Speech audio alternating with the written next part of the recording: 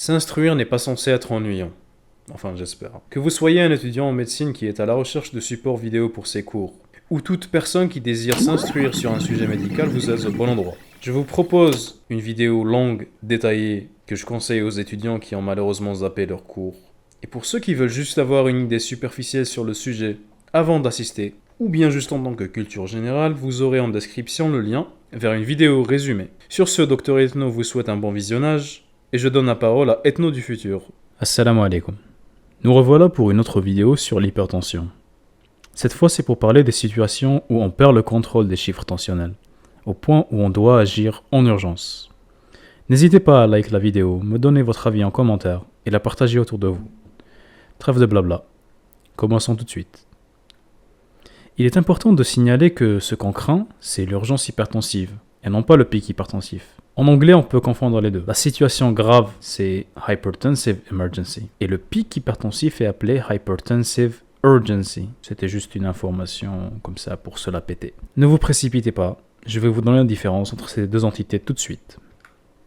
D'abord, le pic hypertensif, c'est tout simplement le moment où l'HTA atteint le grade 3. Si vous ne savez pas ce que c'est, allez voir ma vidéo abrégée sur le sujet si vous n'avez pas le temps, ou si vous voulez plus d'explications, allez voir la vidéo détaillée. Et vu que ce n'est rien d'autre qu'une HTA grade 3, son traitement doit être ambulatoire. C'est ce que vous allez voir dans 70% des cas qui se présenteront devant vous aux urgences. Dans 30% des cas, ce sera malheureusement une véritable urgence hypertensive, qui est tout bonnement ce même pic hypertensif, mais associé à une atteinte viscérale qu'il faut traiter immédiatement, en baissant la tension bien sûr. Le patient peut venir de lui-même ou être ramené, conscient ou non, peut-être même en post-op ou bien carrément l'urgence se produit sur la table d'opération. Selon l'état du patient, on va pouvoir ou non faire un interrogatoire, mais cela doit être bref. Nous sommes aux urgences les gars, chaque minute compte. On va être à la recherche d'antécédents d'HTA ou de maladies cardiovasculaires, que ce soit personnels ou familiaux, du suivi ou non de ces pathologies, de ces traitements, que ce soit les traitements en cours, antérieurement arrêtés, ou bien quelconque nouvelle prise, ou bien des stimulants par exemple. On va aussi être à la recherche d'un potentiel écart des règles hygiéno-diététiques. On va aussi être à la recherche de facteurs qui auraient pu faire grimper les chiffres tensionnels. Par exemple un globe vésical. Oui, c'est un facteur très souvent aggravant de l'HTA. Une infection récente. Un stress intense. On doit en même temps procéder à la recherche d'atteintes d'organes cibles, selon les signes cliniques. Nous serons à la recherche par exemple d'une douleur thoracique qui peut orienter vers un syndrome coronarien aigu ou une dissection aortique, bien que ces douleurs peuvent irradier bien sûr. Une dyspnée et des crachats roses saumon mousseux pour raisonner en faveur d'un OAP, des signes neurologiques, qu'ils soient focaux, traduisant un AVC, ou bien généralisés pour traduire une encéphalopathie hypertensive. Ni une ni deux, on doit s'armer de tout ce qu'on a sous la main. D'abord, stéthoscope pour chercher des râles crépitants en faveur de l'OAP, ou chercher un souffle d'insuffisance aortique. Comment ça, vous savez pas pourquoi on cherche un souffle d'insuffisance aortique ? C'est tout simplement parce que la dissection aortique, en plus de déchirer l'aorte, elle peut déchirer la valvule aortique. Ça tombe bien, le prochain point, qui est la prise de tension artérielle aux deux bras avec la comparaison des pouls, aide grandement à diagnostiquer cette dissection. Pour l'examen neurologique, on n'a pas le temps d'en faire un complet. On va juste chercher l'état d'éveil, de vigilance, la réponse aux stimuli. On examine la mobilité et la sensibilité tant qu'on peut. Allez, hop, on perd pas de temps. On prend tout de suite le premier ECG qui nous tombe sous la main. On lance un bilan urinaire, un ionogramme, une FNS, des bandes urinaires. Si possible, un fond d'œil, car oui, une preuve d'HTA maligne au fond d'œil peut quasiment suffire pour impliquer l'HTA sur toute autre lésion. Et bien sûr, l'imagerie cérébrale ou cardiaque si besoin. Bien sûr, aucun de ces examens ne doit retarder le début du traitement. J'imagine que vous êtes assez stressé comme ça, non ? Je pense que vous êtes assez stressé comme ça, non ?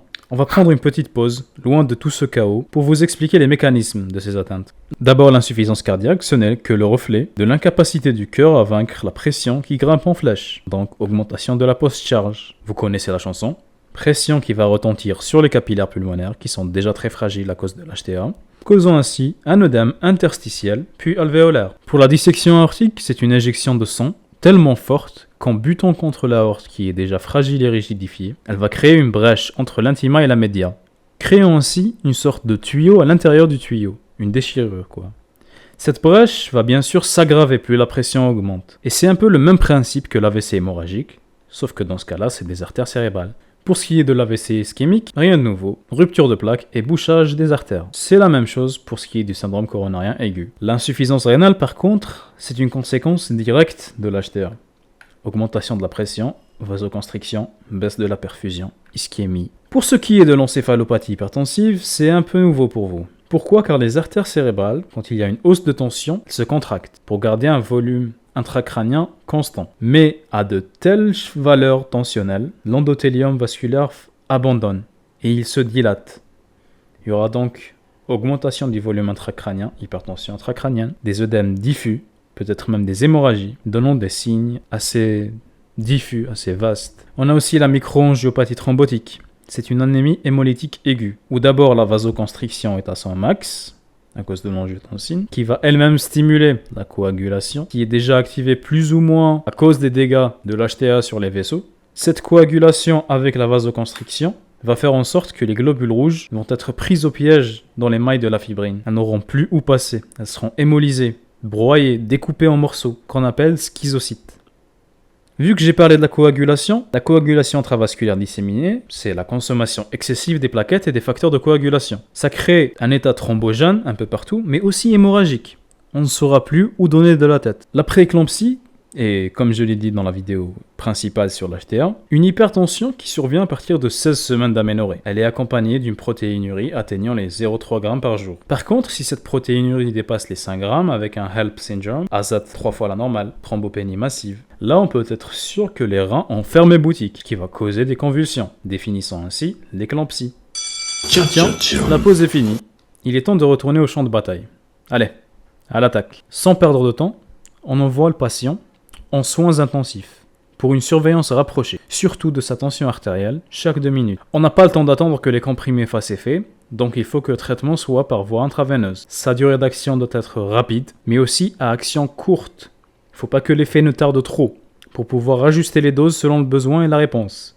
Car oui, une baisse trop rapide ou trop intense de la tension artérielle peut causer contre-intuitivement une ischémie, qui peut toucher quasiment n'importe quel organe. Et gardez en tête que notre but n'est pas de traiter l'hypertension, mais d'avoir une gestion de l'urgence. Voilà pourquoi il faudra de suite prendre une voie veineuse périphérique et ne pas attendre que les veines se collabent et qu'il soit trop tard. Bien sûr, une fois l'urgence passée, on va traiter comme tout patient hypertendu avec des comprimés. Dans le cadre de l'urgence, il y a 4 molécules principalement utilisées, divisées en 3 classes.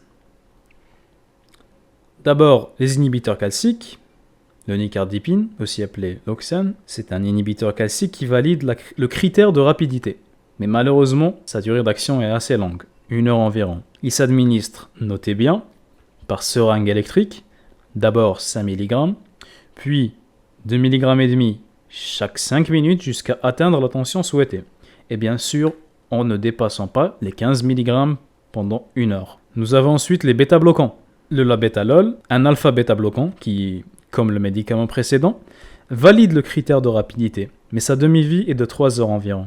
Il s'administre à la seringue électrique aussi, à 1 mg minute, allant même jusqu'à 2 mg minute.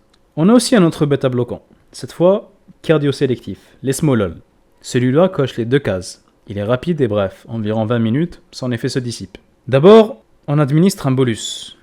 Ensuite, on entamera une perfusion de 50 à 300 microgrammes kilo-minute. Il est surtout utilisé en cas de HTA relative à une intervention chirurgicale ou la dissection aortique. Comme tout bêta-bloquant bien sûr, ils sont contre-indiqués en cas d'insuffisance cardiaque grave, pour la simple et unique raison qu'il va ralentir un cœur qui déjà ne pompe pas assez de sang. Et pour finir, le nitroprussiate de sodium. Son but c'est la vasodilatation artério-veineuse. Il est à la fois rapide et court, mais il a des effets secondaires importants, comme la tachyphylaxie qui est une sorte d'accoutumance, et la toxicité au cyanure. Il est donc à éviter en première intention et dans les premières heures de l'urgence. On l'utilise à environ 0,25 à 4 microgrammes par kilo par minute. Maintenant, on va parler des indications. En cas de dissection aortique, il va falloir tout de suite confirmer le diagnostic avec un Doppler, si possible, angioscanner. Le traitement, comme j'ai dit, c'est surtout l'esmolol ou la nicardipine. Si ça ne marche pas, on associe le nitroprussiate. La baisse de la tension dans ce cas-là doit être le plus rapide possible, idéalement 5 à 10 minutes. On ne peut pas se permettre d'attendre car le patient sera opéré juste après. On visera une tension idéale, en gros moins de 120 de systolique, et de préférence en un état de bradycardie, Voilà pourquoi on préfère les bêta-bloquants dans ce cas-là. Pour l'OAP, l'échographie peut confirmer le diagnostic. Mais si l'état du patient le permet, la radiographie et le dosage des BMP seront les bienvenus. Il faudra gérer la tension et l'asphyxie. Pour la tension, comme j'ai dit dans la vidéo sur l'HTA, les inhibiteurs calciques sont plus ou moins contre-indiqués. Les bêta-bloquants aussi, il ne nous restera plus alors que le nitroprussiate. Mais aussi, on doit donner de l'oxygène aux patients. Bien sûr, il ne faut pas faire de remplissage vasculaire, un peu comme toutes les autres situations d'urgence hypertensive. Et on attaque tout de suite avec un diurétique de lance, 40 mg de furosémide en bolus, avec des doses renouvelables, pouvant même être quintuplées s'il n'y a pas de réponse ou s'il y a insuffisance rénale. Maintenant que j'en parle, le furosémide peut provoquer une hypovolémie si mal dosée. Donc si vous n'êtes pas confiant en vos dosages, un petit remplissage lent et prudent peut être initié au tout début, pour éviter un quelconque choc, environ 500 ml. On rajoute à cela les dérivés nitrés, en spray ou la seringue électrique, c'est la trinitrine, tu connais, 0,5 à 1 mg chaque heure, qu'on peut augmenter jusqu'à 5 mg par heure si c'est nécessaire. Dans le cas de l'OAP, on va viser des chiffres tensionnels en dessous de 140, mais le contrôle doit être immédiat. En cas de syndrome coronarien aigu, je ne vais pas vous faire un dessin, c'est un cours à part, donc je vais juste résumer en disant qu'on va confirmer le syndrome coronarien avec l'ECG et le dosage des troponines. Le but dans ce cas-là est une baisse immédiate de la pression pour soit lever la contrainte des coronaires et entre guillemets traiter, ou bien permettre une revascularisation de l'artère plus tard si elle reste bouchée. On utilisera la trinitrine, comme dans tout syndrome coronarien. Ensuite, on rajoute un bêta-bloquant, comme le labétalol, qui est très utile pour arriver au chiffre tensionnel de moins de 140 environ. Mais il faudra garder une tension supérieure à 80 de diastolique pour avoir une perfusion correcte des artères du cœur. On va éviter l'inhibiteur calcique car il cause une tachycardie, ce qui pourrait empirer l'ischémie. On peut les associer au bêta-bloquant si nécessaire, mais jamais seul. Alors en cas d'AVC, l'imagerie cérébrale est indiscutable pour faire la différence entre ischémique ou hémorragique. Bien sûr, dans les deux cas, on utilise le labétalol ou nicardipine. En cas d'AVC hémorragique, on vise une baisse immédiate de 20% environ de la tension pour diminuer l'hématome. En cas d'AVC ischémique, il faut que la baisse soit prudente, d'environ 15% uniquement en 1 heure, si la pression dépasse les 220 systoliques, 120 diastoliques. Ou bien s'il y a une autre atteinte qui nécessite une baisse de la tension, et on visera une pression moyenne en dessous de 130. Par contre, si on planifie de thromboliser, alors il faudra forcément baisser la tension en dessous de 185, 110. Pour la prééclampsie, la prise en charge doit se faire à l'aide d'un service de grossesse à haut risque. Les molécules ne changent pas, labétalol ou bien nicardipine. On peut rajouter du sulfate de magnésium pour atténuer les dégâts selon l'avancée de la prééclampsie. Mais cette fois, on doit viser immédiatement une tension en dessous du grade 2, donc en dessous des chiffres affichés à l'écran. Et on planifie une extraction fœtale le plus rapidement possible, car c'est le seul traitement curatif. Pour tout le reste, c'est la même chanson. Labétalol ou bien nicardipine, avec une baisse lente de 20% en 1 heure de la tension artérielle. C'est suffisant. Quand tout est sous contrôle et dans les valeurs adéquates, on garde le patient sous observation dans le calme, avec une instauration ou réinstauration d'un traitement oral antihypertenseur, et on l'envoie balader avec un contrôle dans la semaine qui suit. Maintenant, si la personne se présente avec un pic hypertensif, sans lésion d'organes, une fois que vous aurez réellement confirmé qu'il n'y a pas d'atteinte d'organes cible, alors bof.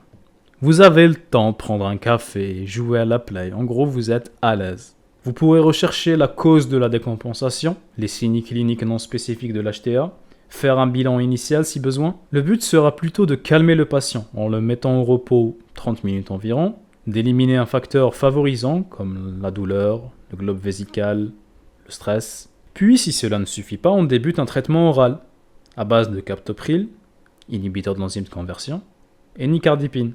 On observe le patient pendant environ 2 heures avant de le relâcher dans la nature. Et on le remet à son médecin traitant, chez qui il devra passer dans les 48 heures. La vidéo est maintenant terminée. Si vous avez des questions, n'hésitez pas. Sur ce, je vous dis à la prochaine vidéo. Astaudiakumullah.